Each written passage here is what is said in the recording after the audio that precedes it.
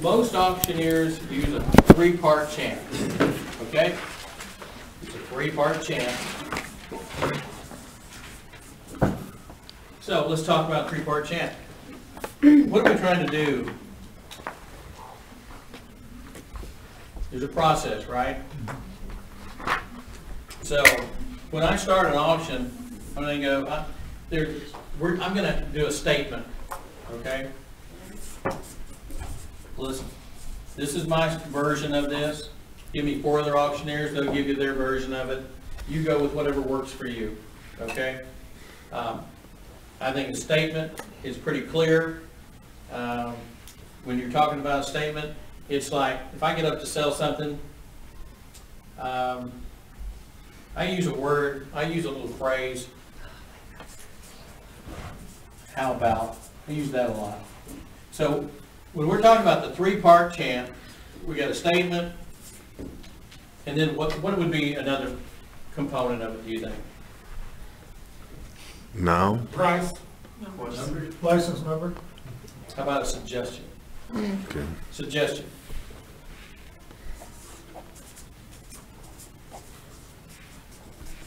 So like the statement would be, I have lot number 1. This will be an example. Lot number 1 is a barber chair. What do you want to give?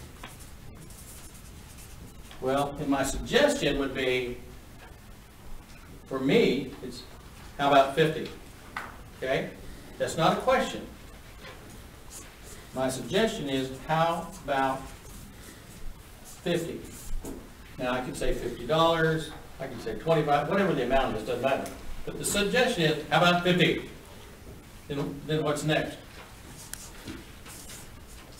Question. Okay? I've given them a suggestion, right? I've kind of thrown something at them. What's the question? How about 50? No, I just said, Will you how give about 50? That's a Yeah. suggestion. What did you go Oh, Okay, let's use that. Who will you give me? Well, Yeah. I'm going to say will. Will you, and I'm going to keep it formal, will you give 50? You could say, will you give? Or something like that.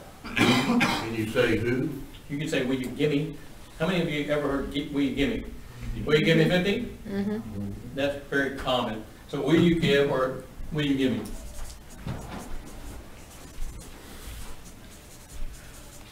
Will you give me 50? Okay? Who says, what was that other one I heard? Who'll give me 50? Hate who? Oh, really? what about Yeah. will you bid? But I'm glad you brought it up. Yeah, that's a good, yeah, I'm going to show you something. that's interesting. Because you know, you may have heard of this. I'm an educator. Okay. Put your hand up to your nose, where you can, the air can hit your mouth, okay? Say bid. Bid. Now, Now, now, now, now. now, You feel the air when you say now? now. How much do you feel? Okay. Now say who. Ooh. Oh, yeah. Oh, that's cool. So when you use the word who, you just gave up probably a quarter to half of your air by saying one word, who. Okay, so avoid who. I mean, I like the word. You know, there'll be somebody that gets up that will win the coveted prize. We dedicate this prize to the word who. So avoid who, okay? So you can come up with any other word you want to, but who is not the word, okay? The reason I like will you give or will you give me, you don't lose that air, okay? Are there other words you can use? Absolutely. Do I have all the answers? No, I don't. Are there other successful auctioneers that have better stuff than I do? Probably. But this works for me. Will you give me 50? So then, we just recycle this over and over. Over and over. It'll be a statement. So let's say that somebody gets, yes, 50. Okay? I'm bid 50. I'm, remember that part. Okay? just set my pen down. I'm bid, I use that a lot. So, see, we asked the question, and let's say they gave it to me, okay? I bid 50. Isn't that a statement? Mhm. So then you go Now we're starting all all over over again. again to the So, suggestion. my question was, will you give me 50? I'm bid, so here's your number one again. I'm bid 50. Give me 75. Now 75, so you can say, how about 75? Or we, and then you work your way back through the question again. It's just a redundancy there, over and over and over and over and over. In the basic chant that you have in the book, there is $1 bid now, two, will you give me two? $1 bid now, two, will you give me two? $2 bid now, three, will you give me three? $2 bid now, three, will you give me three? $3 bid now, four. Is that a chant? Yeah. Could I sell something with that chant? Yes. Am I gonna win any awards? No. It's not sexy. Nothing sexy about that chant. But is it functional? Yeah. And if I went out on top of a mountaintop, like this 167 acres I've got in South Carolina right now, I can stand on top of that mountain and say, all right, ladies and gentlemen, and do the exact same deal. 100,000. Will you give me 100,000? How about 100,000? How about 100,000? And you go down the line. Will you? So you've got the statement, ladies and gentlemen, we have 167 acres on top of the mountain. How about 100,000? Will you give me 100,000? I'm bid 100,000. Now 125, and you just keep going. And see, when you're selling something for $100,000 or $200,000, do you have to go fast? No. No, you don't want to go fast. You want that to sink in. You want them to know. You want them to get in their brain what you're saying. $100,000 is $100,000 a lot of money? Hell yeah. Not for Is $10,000 a lot of money? Yeah, for some people, Is yeah. $5,000 a lot of money? Depends who's buying. No, I'm asking you. Is Yes. $5,000? Yes, If it I asked you, is $5,000 a lot of money? Hold your hand up. Okay? I don't know anybody in here that wouldn't take $5,000 if they couldn't get it. So you've got to remember, when you're selling something, think that way too. So we have a couple of rules I want you to remember. If anything over 100, what's the lowest raise I'll take over 100 on $100? 25. How much? 25. 25. Any other opinion? 10. 10? Why? I think that would change. Lowest? I change got bigger mine. increments come- So I'm sitting here, I've got $100 and somebody said 101. You gonna take it? No. Why? Oh, okay. What, you got a seller sitting over here and they just said they'll give you 101. I Okay. guess it really just depends on the value of the item. Okay, here's what I want you to keep in the back of your mind at all times. You have to maintain control of your auction. You determine what is appropriate bid increments. A bid increment could be 25, could be 10, could be 100. If I'm going over $100, let's think about what it's worth. Will I take 110 if I know it's worth 125? Will I take 110 if I know the item's worth 300? Think about that. That's how you figure out what you're going to take. But here's what I will tell you. If I'm selling something and I'm in an auction situation and I'm up to 100 and somebody goes 110, I'll probably take it if we're in the market. If we're close to $125, $150, will I sell it for 110? I'll take 110, now 120. Probably, if I'm doing it, it's 100. This guy says 110. I go 110. Now where am I going to go from there? 200. 115. 125. I'm going to try to get back into those quarters. I have Yeah. no interest I have no interest in Tens. $10 increments. But our rule of thumb is try to take increments of 10% or higher. So on 100, what is a 10% increment? $10. Now, that doesn't mean I have to jump on the first 10. If I know that's a $200 item, do I want to take the 110? If this guy says 110, and I'm at 100, and I know it's worth 200, and he says 110, Do I have to take it? No, I don't have to take it. And what will I say to him? Make it 125. I'll get back to you, sir. And I'll ask for the 200, because I know it's a $200 or $300 item. I don't want his 110 right now. In fact, I will suddenly have a loss of vision for him. Because he's going to be dead to me for a minute. He's going to be going, 110. I go, I'll get back to you. In the meantime, I'm asking for 200 or 150. Or if I know it's worth 200 or 300 as an auctioneer that's supposed to know something, I'm not going to need his 10. I'm going to get a quick 125, 150, and just keep on going. He's gotten left behind. You have to learn as the auctioneer what the item's worth.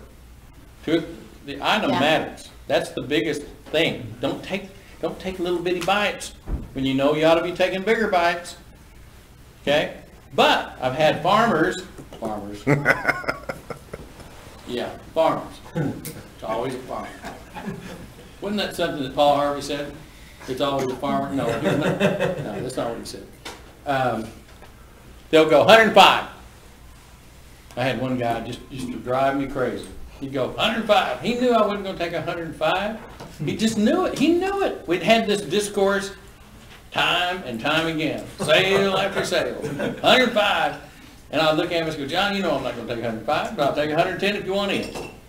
You've got to learn how to come back in a pleasant manner, kind of jovial, but he knows that you think he's an ass. True story. Because we learn our buyers. They're all, you could write a book on buyers. So I'll take, you want to go 110? And they'll usually go 110, 110, okay. Then you go from there. But I want to get into quarters. I don't want to sit here at 10, 20, 30, 40, 50. Look how long it took me to do that. 10, 20, 30, 40, 50. 125, 150, 175, 2, 2 1/4, 225, 50. Man, I can rock if I can just get rolling. Don't let them bog you down. And if you're in control of your auction, you own it. And they don't let the buyers intimidate you. Ever. That's the buyer's job, though. That's, I mean, because I've been a buyer my whole life. The auctioneer is to speed it up to get the most money. The buyer is to slow it down to make it reasonable. Oh, we know. We'll talk to you after the car. Well, and listen, we have these conversations. You know, if you slow down and let him do his thing, and the crowd takes over, you're done. You're toast. So I'm not even gonna waste my time with that. I know what the stuff's worth, and I'm gonna make the game go. Okay, it's my job to get the money. That's right.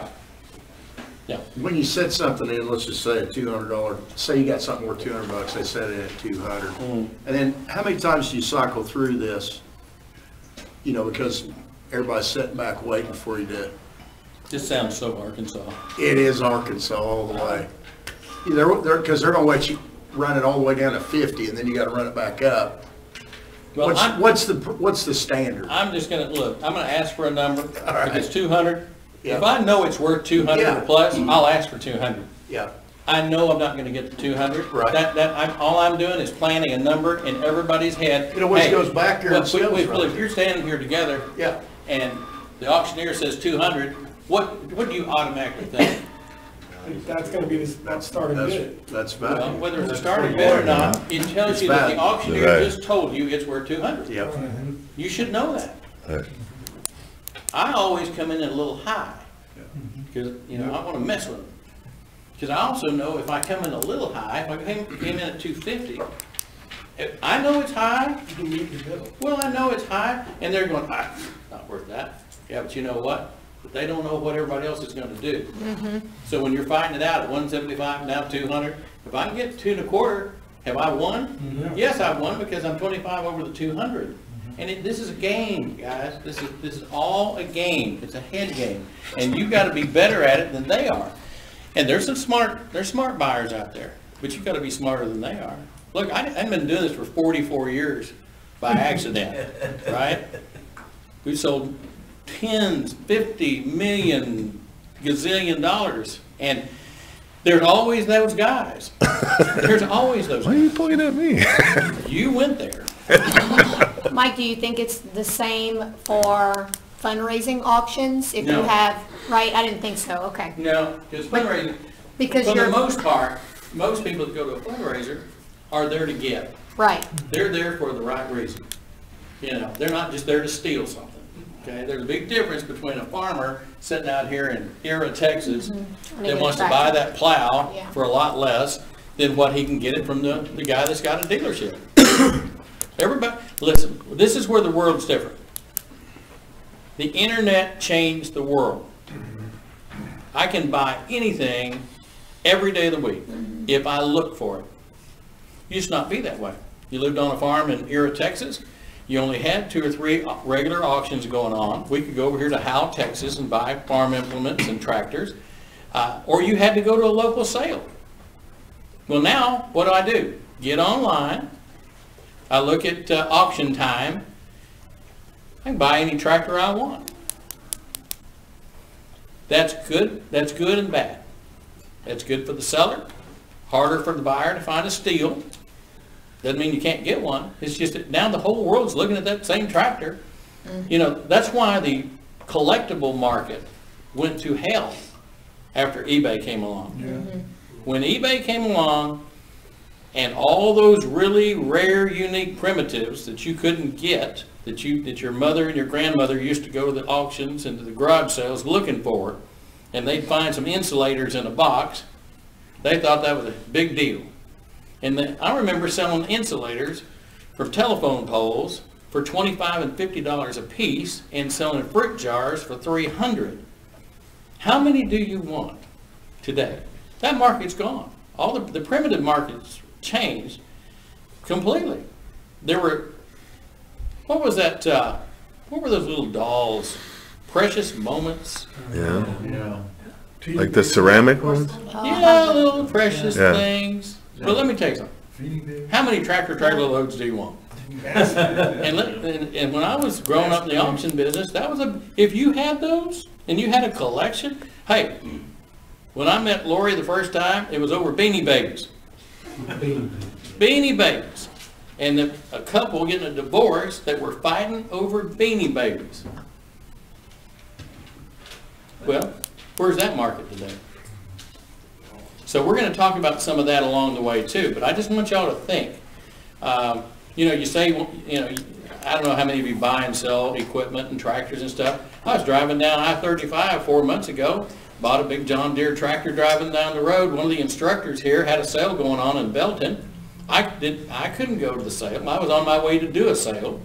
Called them up and I said, hey, I want to bid on that tractor. And they said, how do you want to do it? And I said, just have somebody on the phone and I'll bid on the phone. And that's what we did. And, you know, I bought the implements and everything. And I never registered for that auction, you know, but they knew who I was. But I'm saying the game's changed, guys. And we'll talk more about that. But if we get to a $100 bill, do not take 105. 110's the limit. I did a fundraiser here in Dallas with Emmett Smith.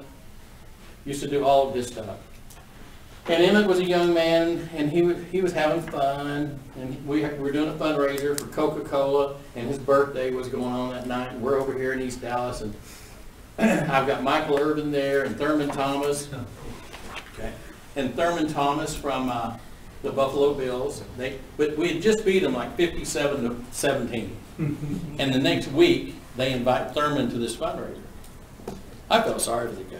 I mean, what a brutal place to be. Dallas, Texas, you just got throttled, you know, 57-17 or whatever it was.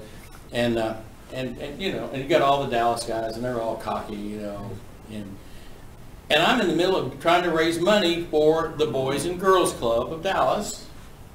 And I'm up to $100, and I asked for $150 or $200, and Emmett Smith, standing next to me, says 101. It's his fundraiser. I mean, 101. It's Emmett Smith. It's his fundraiser. What do you do? Take 101.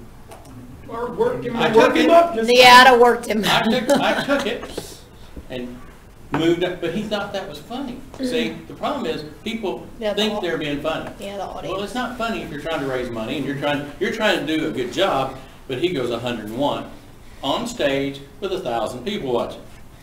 You got to know how to react to that 101. Because I couldn't treat him like the farmer.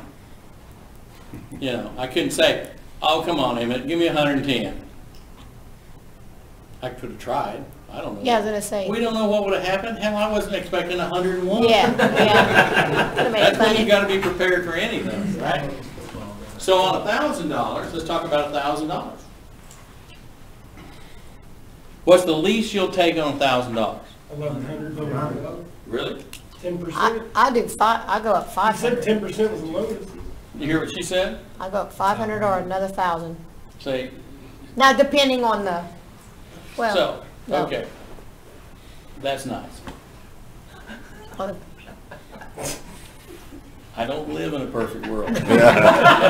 Yeah. So on $1,000, let's just talk about stuff. We're not talking about fundraising, we're not talking about that type of deal. Because I mean, in that, you know as well as I do, in fundraising, that's the kind of thing that happens. If I ask for $5,000, I'll probably get $5,000.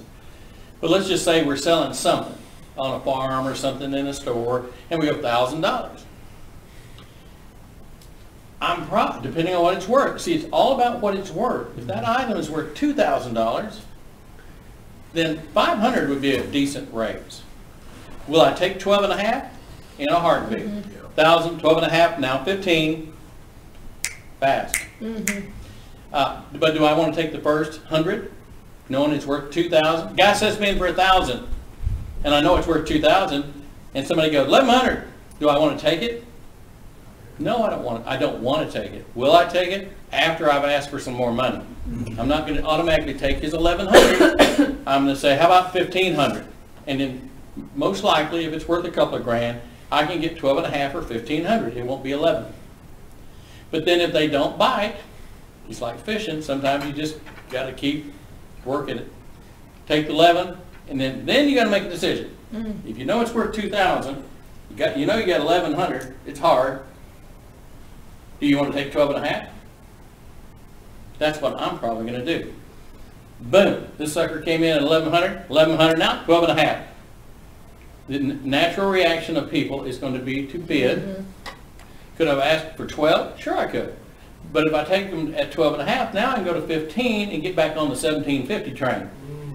You can sit here and go 1,100, 1,200, 13, and then some yahoo goes this. 11 and a half, 1,200, 1,250, 1,300, 1,350, 4, and that's when your crowd takes over. That's what I'm telling you. You got to be thinking faster than the crowd. Make sense? Get as far as you can, as fast as you can, with as few increments as you can, because every time you drag it out, it's taking your air, it's taking your time, it's dragging it out, and it's costing you money. Okay? Okay. I want everybody, how many of you remember Conway Twitty? Yeah. Heck yeah. Hello, darling. All right. What was his biggest song? That's my job. Well, that's a good song. Hello, darling. If you say hello, darling, everybody knows that's Conway Twitty's song. Hello, darling. Okay? So I want everybody to sit in your chair. Sit on the edge of your chair. Don't. Yeah. Sit up straight. And look straight up. Stretch your vocal cords. And say, hello, darling. Hello, darling. Stretch those vocal cords and say, hello, darling. Hello, Hello, darling. Now look straight down and say it. Hello, darling. Hello, darling. You hear that? How it changed? Because when you're looking up or you're looking out, this is the lesson. If you're looking out over the crowd, the higher you have your chin, the higher your voice is going to be. The tighter your vocal cords are going to be. So when you first start out as an auctioneer and you're just getting going, this first auction or whatever, when you go home, sell to the front row. Start out selling to the front row. That's your chin's going to be down, your vocal cords are gonna be as loose as they're ever gonna get, right there. They're never gonna be any looser. And get that voice down.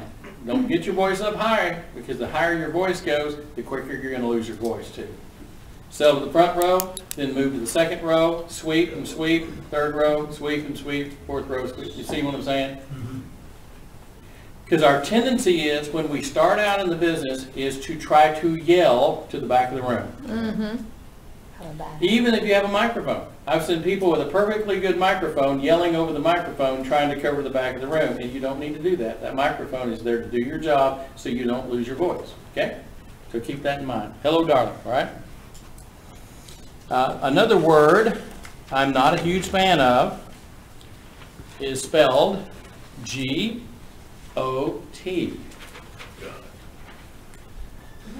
Just saying it. Good spirit in my heart. If you say God a lot, which you will if you start using it, becomes a habit. Every time you say, everybody say God. Say God. God. You feel that? The more times you do that, the more you're going to irritate the vocal cords. Got is not a good word for you. Okay, so we try to avoid got, and the way to remember that is you haven't got anything. It's been bid to you, but you haven't got it. You won't have it if you say sold. Okay, so avoid the word G-O-T and who. Okay, y'all follow me?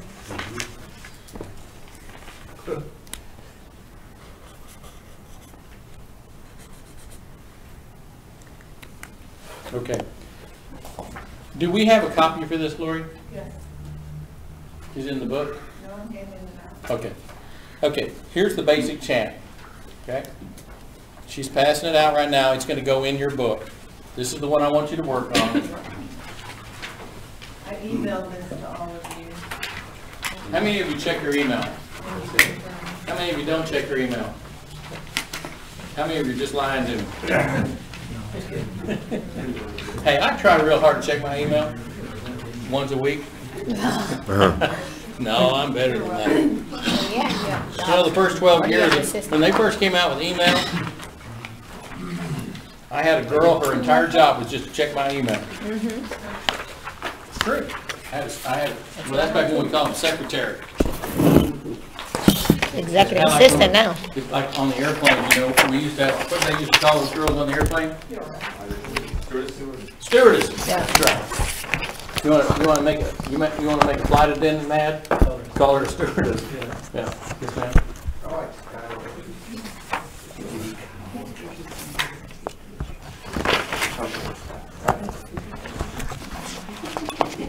Yeah. How about college? Right after this. Okay. All right. So on this sheet, I want you to do this multiple times tonight or in the morning. You could do it tonight when you go to your room, do it a few times, and then in the morning when you get up, do it again. And go to 100, okay? It's not going to be fun, but you got to do it. Let's all do this together. You stay seated. Let's do this. $1 bid now, $2 now, $2. Will you give me $2? $1 bid now, $2 now, $2. Will you give me $2? $2 bid now, $3 now, $3. Will you give me $3? $2 bid now, $3 now, $3. Will you give me $3? $3 bid now, $4 now, $4. Will you give me $4? $3 bid now, $4 now, $4. Will you give me $4? $4 bid now, $5 now, $5. Will you give me $5? $4 bid now, $5 now, $5. Will you give me $5? $5 bid now, $6 now, $6. Will you give me $6? $5 bid now, $6 now, $6. Will you give me $6? $6 bid now, $7 now, $7. Will you give me $7? $6 bid now, $7 now, $7. Will you give me $7? $7 bid now, $8 now, $8. Will you give me $8? $7 bid now, $8 now, $8. Will you give me $8? $8 bid now, $9 now, $9. Will you give me $9? $8 bid now, $9 now, $9. Will you give me $9? $9 bid now, $10 now, $10. Will you give me $10? So we don't have consensus. Some people said 9, some people said 10, some people said 3. I don't know. Let's go back. $8 bid now, $9 now, $9. Will you give me $9? $8 bid now, $9 now, $9. Will you give me $9? $9 bid now, $10 now, $10. Will you give me $10? $9 bid now, $10 now, $10. Will you give me $10? $10 bid now, $11 now, $11. Will you give me $11? $10 bid now, $11 now, $11. Will you give me $11? $11 bid now, $12 now, $12, $11 bid now, $12 now, $12, $12 bid now, $13 now, $13, we give you $13, $12 bid now, $13 now, $13, we give you $13, $13 bid now, $14 now, $14, we give you $14, $13 bid now, $14 now, $14, we give you $14, $14 bid now, $15 now, $15, we give you $15, $14 bid now, $15 now, $15, we give you $15, $15 bid now, $16 now, $16, we give you $16, $15 bid now, $16 now, $16, we give you $16, $16 bid now, $17 now, $17, we give you $17, $17 bid now, $17 now, $17, we give you $17, $17 bid now, $18 now, $18, we give you $18, $17 bid now, $18 now, $18, we give you $18, $18 bid now, $19 now, $19, we give you $19, $18 bid now, $19 now, $19, we give you $19, $19 bid now, $20 now, $20, we give you $20, $19 bid now, $20 now, $20, we give you $20. This means stop. So, I want you to practice that. If you came back here tomorrow and had that down, I'd be happy. Okay? Between the tongue twisters and the number drills, if you just practice on that stuff alone, hard, and come back in here tomorrow and can do that basic chant. You don't even have to have Betty Botter down. Just get this down to where if I said get up there and sell, and you got up here and you said $1 bid now, $2, will you give me $2? $1 bid now, $2, will you give me $2? Now here's the thing. I'm going to be in the back of the room. Lori's going to be in the back of the room, and we're going to bid. Or if things aren't so good, we're not going to bid. So it could happen. You're going $1 bid now, $2, will you give me $2? $1 bid now, $2, will you give me $2? $1 bid now, $2, will you give me $2? $1 bid now, $2, now, to be fair, we'll be nice. Well, she will. You know, I want you to work at it. I want you to work for it. The world is not a drill. An auction is not a place where they're going to be nice to you. They're going to be like Dan. Don't be like Dan. Because the world is tough. The world's tough. And they are in the business to make money, and they want to buy everything they can as low as they can. That's what they're trying to do. He goes to an auction to steal it. I get it. I understand. If I go to an auction, I go there to get a deal. I don't have to steal it, but I'd like to get a deal. I don't want to walk away feeling like I've overpaid or paid too much. The auctioneer's job is to make me feel good about overcharging me. It's true. I want you to feel good. So when you overpay $3,000 more for that tractor than you probably should have, I'm going to go over to you on my way out and I say, you got a hell of a deal on that tractor. That's going to make them feel good when they leave. And they'll come back next time and guess what? Buy another tractor. But if they walk away feeling like they got screwed over, listen, nobody forced them to hold their hand up, did they? I'm the worst guy in the world to go to an auction. You know why? I don't like to lose. I'm you. I love to win. I want to be a winner. Everybody wants to be a winner. You know who the smart ones are? They wrote down a number and they aren't going over that number. Those are the smart buyers. And you figure them out really quick. Because you'll go, now 3,000. And the guy goes, nope. Come on, one more time, 3,000. Over my budget. They might just walk off. You know, that's total rejection. You know, so just, but you know, what you will learn. I've got a lot of customers that I've learned over the years that buy cars from us or tractors from us or equipment. And by gosh, if they say no, they're done. They're not going a dollar higher. I don't care what, it doesn't matter. I can love on them all I want to. It's not going to change because he's got the number written on that catalog. That's what he's going to get. Because he's already figured the buyer's premium. Everybody knows what a buyer's premium is? Hold your hand up if you know what a buyer, if you don't know what a buyer's premium is. Oh my. Okay. A buyer's premium is an upcharge, which typically is 10%. Which means if you buy almost anything today, you go to an auction here in Dallas, you're probably going to pay 10% more than what the item went out for. Item goes up for $1,000, it's 10% more, you're paying $1,100. The contract price is $1,100. If it's non-taxable, it's $1,100. If it's taxable, it's $1,100 plus the tax, because the buyer's premium is also taxable. I was one of the very first to use the buyer's premium, going back to 1980, about 90. You don't see it as much in the Midwest. You don't see it as much at the farm sales. You won't see it at some of the cattle sales. You won't see, but what you will see, it's always interesting to me. If you go to Manheim and you buy a car, do you pay a fee? If I buy a car from Manheim, the seller is going to pay Manheim, and the buyer is what? Going to pay Manheim. It's a fee. They don't call it a buyer's premium. That's what it is. They just say, oh, that's a buyer fee. That's the buyer fee. It's $250 for anything up to this. You see that a lot with a lot of sales. So they just don't call it a buyer's premium. So don't be fooled. It's a buyer's premium. That just means the buyer's going to pay a fee on top of the price. So Ritchie Brothers does the same thing. They Sure. charge both the buyer and the seller. Absolutely. Well, you know, it costs a lot to have a yard that big. Are you, People. are you saying like, most of the live auctions have a buyer's premium around here? Yep. Well, in most places. Yeah. See, like in, Listen, I did an auction, I did an oil field equipment sale, and, what's it? It's a town up in Wyoming, Rock something. What? What'd you say? Rock, it's in Wyoming, Rock Springs? Rock Springs. I did an auction in Rock Springs 3 years ago, the sale brought $9 million. $9 million oil field equipment sale plus 10%. You do the math.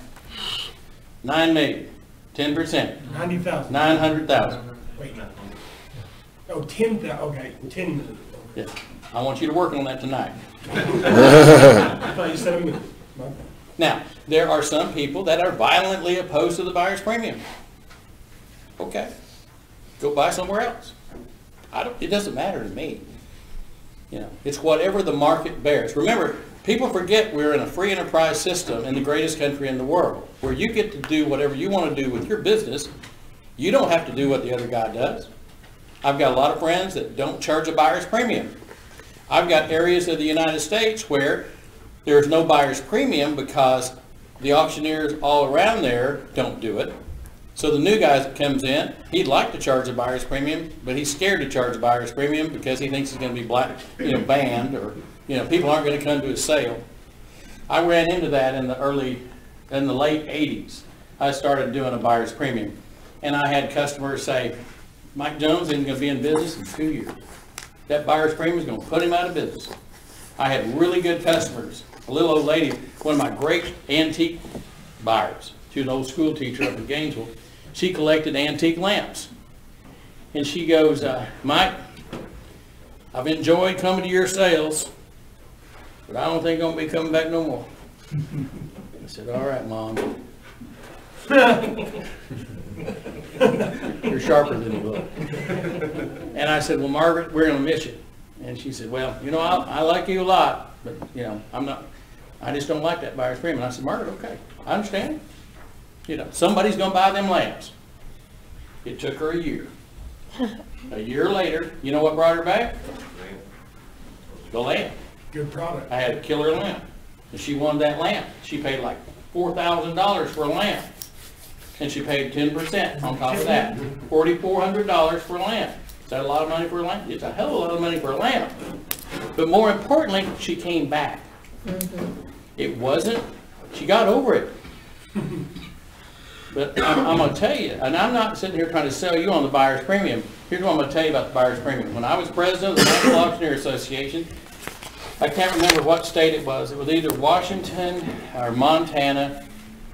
There was a legislator that tried to ban the use of the buyer's premium. Outlaw. No buyer's premium. And I had to write a white paper, which means I had to write a position paper on behalf of the National Auctioneer Association and for representing all auctioneers, saying, look, Washington State, look, Montana, that's an un-American thing to do. We're a free enterprise system. we're in business to sell things for people. It should be up to the people who hire the auctioneer if they want the auctioneer to use a buyer's premium or not. It should not be up to the government to tell us how we structure our commissions or how we're paid. And they struck it down. So I don't care if you use it or not, but you need to know what it is, right? So know what a buyer's premium is. It is going to be on your test. It is very well recognized. I could write a book on it. But that 10% is going to the auctioneer. Depends. Okay. Not However it's always. structured in the contract? Not always. Okay. Sometimes the buyer's premium all goes to the seller. Back to the seller, okay. Sometimes you split it with the seller. Okay. See, that goes back to negotiating your deal. Mm-hmm. You know, maybe you charge a commission to the seller, and then you got a buyer's premium, and you say, I'll tell you what, Mr. Seller, we're gonna split the buyer's premium. You Mm-hmm. take half, I'll take half, we both make money. Yeah, Well, where's the downside for the seller? There is no downside. Mm-hmm. It's great for them. They just picked up 5%. Now, in my case, unfortunately, I'm more greedy. I always take it. I don't think I've ever given any back. You know, but that's just me. You know, I figure I'm worth it. yeah. You know, you figure out what you're worth. Yeah. How about the, talk about the buyer's premium, how about the seller's premium? There's some local auction houses that are taking upwards of 60% between seller and buyer combined. Yep. And the auction house is taking that 60% in. Like, I know they structure it like if you bring your house to me, we'll take 25%. If I have to pick it up in its box, it's 35%. If I have to come to your house and box it up and ship it back to the auction house, it's then 45%. Where do you live? I live in Van Alstyne, just north of McKinney. You're in Van Alstyne. Yes, sir. Interesting. You know what? It's just the cost of doing business today. You can't rent a building, have trucks, deal with people, pay them a reasonable wage, and not charge. Unfortunately, we got into a habit over a long period of time of not charging them enough for our services. Every auctioneer used to think, oh, the automatic answer, we'll charge you 10%. You can't make a living doing 10%. I couldn't do it 30 years ago. I was charging 15 on a store. Then when they let me do a buyer's premium, I called Kansas City and I said, do you care if I charge a buyer's premium? I said, I'm either going to have to go up on you or I can get it from the buyer. And they go, get it from the buyer. Then I was getting 15 from Western Auto, 10% from my buyer. All of a sudden I got a 10% raise. I got 25% coming in for 20 years, right? Yeah. So I don't begrudge a guy that charges, that's a lot. 60% high. I mean, here again, if they're doing the job and getting the product sold, maybe they're worth it. If they're not, they won't last. They won't be around in 2 years because people are going to say, hell, I'm not going to do that. I'm not going to pay that kind of money. That seems a little high, but you know what? It's not my business. You know, whatever you think is fair, you know what the public's going to tell you if it's fair or not. The public's going to, just like you, the public is going to say, you know, this is like highway robbery. So Whatever the public. everything will states. wash out. Yeah. This may not be the right time, but do you notice that in the fundraising world, like we hire an auctioneer and his base is $15,000, and then he negotiates a dollar amount raise, and then anything over that, you get 10%, right? So we're dealing with auctioneers that are like at that level of, you know, the charge in the contract to someone who just charges a base of $3,000 or $5,000 or $500. Yep. Do you know why it's so like sporadic in the fundraising world? Yeah. Or is it just that, No. you know, they're the best, so they charge the No, I can most? tell you and- why. Okay, Because they're brave enough to ask for it. okay, and then they get it, and then they just keep, Somebody asked me to do an auction in Austin the other day, and they said, what do you charge? I said, what have you been paying? I always ask that question. What have you been paying? and they'll tell you? If I catch them off guard. Okay. That's a good, no. 'Cause that's really what I want to yeah. know. What did you pay last year? Well, we paid, and this one deal I talked to the other day, they go, well, we really hadn't been paying them anything. They've been working for free. I said, for how long? She said, 16 years. I said, how much your auction bring in? 30,000? Well, that's what, I yeah. said, well, you got your money's Yeah, worth. exactly. So that she said, but no, we want a professional. I said, I don't think you can afford me. That is a normal answer for me. I don't think you can afford me. What does that make people do? We want you, because they've decided they want to take their, to the next level. I said, well, I'll tell you what I'm gonna do. I'm gonna bring something to the table that's going to make enough money to pay for me, and you're not even have to pay me. What do you think about that? We love that. So I will. So you just have to bring something to the table that makes sense. You know what my base is gonna be? Over $7,000. They weren't paying the other guy anything. Here again, it's what you can negotiate. Okay. I'm more popular out of the city of Dallas than I am in the city of Dallas, because I've been here for 35 years. Everybody likes the new guy on the block, the new woman on the block, the new blood. You know, I talked to one of my clients in Houston yesterday. We called them from this room, and they've got everything coming up. I've done it for years, big deal, high dollar deal. They said, well, yeah, we haven't made our decision yet. And I'm thinking, in my mind, I'm thinking, we're 2.5 months out. Yeah. You know, you should have made that decision 4 months ago, 6 months ago. They go, well, we haven't made our decision, but you're on the list. And I'm thinking, no, I'm not. No, I'm not. They've already made their decision. She doesn't want to tell me. I could tell. And see, here's the other thing. I'm a big boy. Tell me. I want to know. I want to know if I need to save that date or somebody else is going to get it. Okay?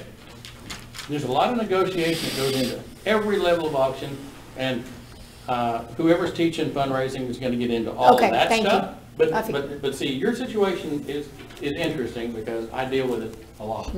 Okay? All right, let's take, I want to take a 5-minute break. I'm going to have each of you get up and sell one time. We're going to roll through, right? And then we're going to be out of here. So take a break.